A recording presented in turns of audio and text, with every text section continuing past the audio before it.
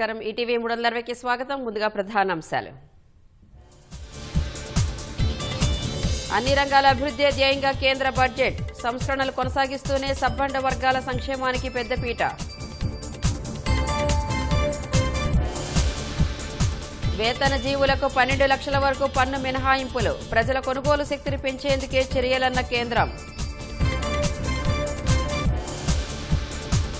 Kisan credit card రుణ పరిమితి 5 లక్షలకు పెంపు. వ్యవసాయ ప్రోత్సాహానికి పీఎం ధనధాన్య కృషి యోజన.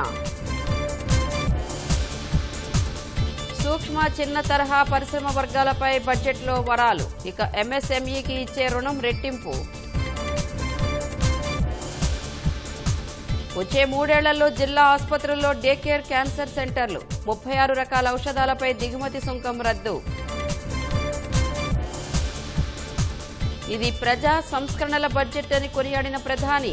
కేంద్రం స్వీయ ప్రశంసలకే పరిమితమైందని ఆరోపించిన కాంగ్రెస్. రాష్ట్రానికి తీరని అన్యాయం చేశారన్న కాంగ్రెస్ బీఆర్ఎస్. అన్ని వర్గాల వారికి ఆమోదనీయంగా ఉందన్న బీజేపీ. ఛత్తీస్గఢ్ బీజాపూర్ జిల్లాలో మరోమారు ఎదురుకాల్పులు. 8 మంది మావోయిస్టుల హతం.